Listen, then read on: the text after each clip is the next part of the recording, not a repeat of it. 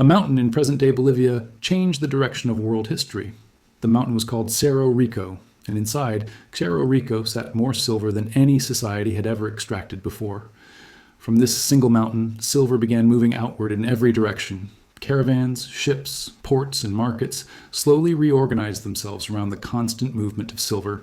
Welcome to History and Society.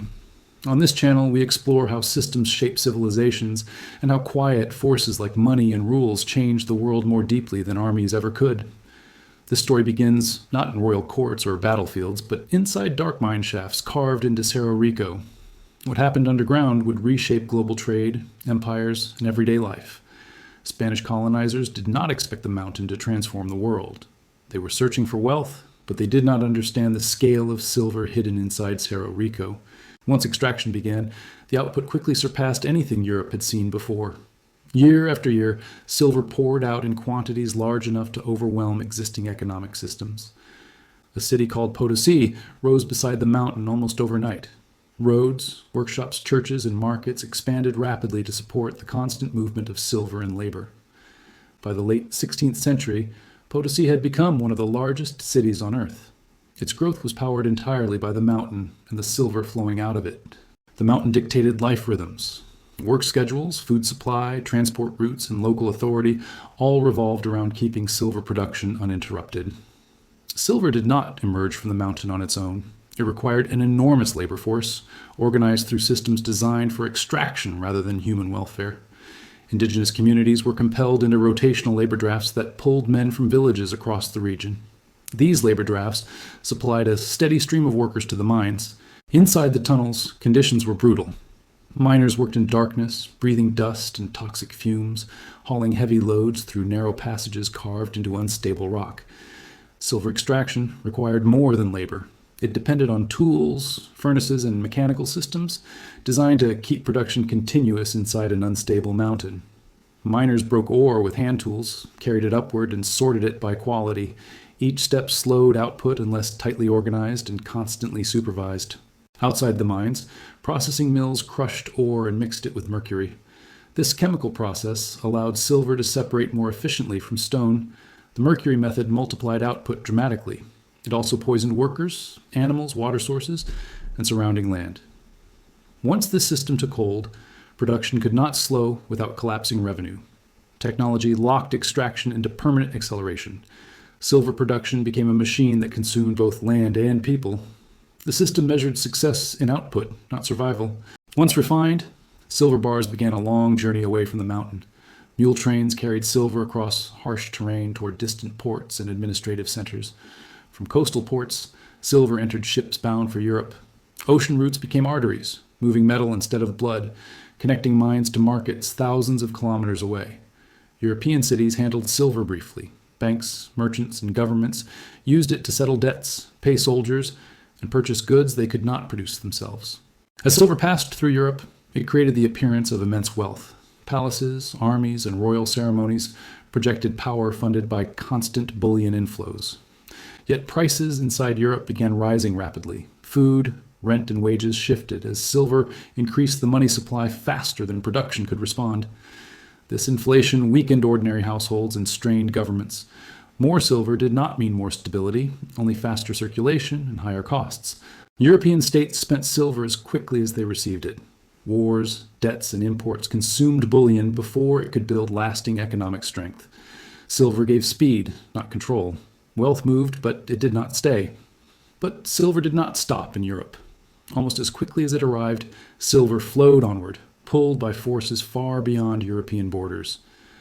Across the Pacific Ocean, silver moved toward Asian markets where monetary systems created constant demand. Merchants exchanged silver for silk, porcelain, spices, and manufactured goods. In China, silver became the foundation of taxation and everyday exchange. Farmers, traders, and officials required silver coins to function within the economy. This demand transformed trade routes. Ships sailed from American ports to Manila, where silver crossed hands and entered Asian commercial networks. The silver flow was steady and predictable. As long as silver arrived, goods flowed back in return, reinforcing the global trading cycle. For the first time, distant regions responded to shared price signals. A mine in the Andes influenced markets across oceans and cultures. Imperial power became tied to uninterrupted silver extraction. Administration, military campaigns, and trade all depended on the steady arrival of bullion. Any disruption at the mine level created ripples across the empire. Labor shortages, flooding, or declining ore quality threatened distant finances and armies. The system offered no backup. When silver slowed, spending did not. Governments borrowed against future extraction that had not yet occurred. Debt replaced metal. Loans filled gaps left by delayed shipments, locking empires into cycles of repayment and dependency. Potosí was not only a mining site, it was a layered society built entirely around silver movement and control. Spanish administrators and merchants lived above the mines.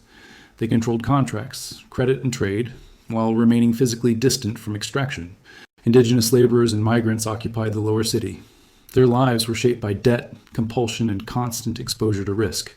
Markets inside Potosí reflected inequality. Prices rose quickly, wages lagged behind, and survival often depended on informal trade and side labor. Silver created wealth at the top, while instability spread below.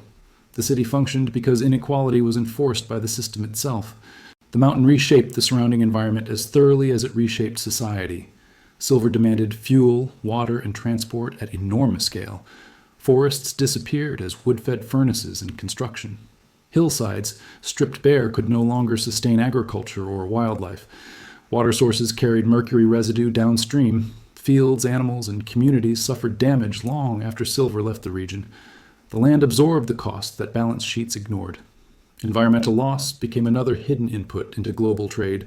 By the late 16th century, silver linked continents into a single economic loop. Mines, ports, ships, markets, and households responded to the same monetary pressures. Events in one region echoed elsewhere. A labor shortage in the Andes affected prices in Asia and availability of goods in Europe. Trade was no longer regional. It became systemic. Distance mattered less than demand, and value moved continuously across oceans. This network operated without central control. No empire planned it. The system emerged from incentives, scarcity, and shared reliance on silver. The empire that controlled the mines did not control the system. Silver obeyed demand, not crowns, and flowed toward places where it held the greatest value. When extraction declined, the global network adjusted. Trade routes shifted, prices recalibrated, and new financial centers emerged elsewhere. The mountain lost importance, but the system it created endured. Global trade, monetary dependence, and interconnected markets became permanent features of human society. What began inside a single mountain reshaped how wealth moved, how power functioned, and how distant lives became linked through invisible forces. This is why silver from one place mattered everywhere. Systems outlive empires, and money builds worlds long after rulers disappear. If you want to understand how hidden systems continue shaping the modern world, subscribe to History and Society and explore the forces beneath history's surface.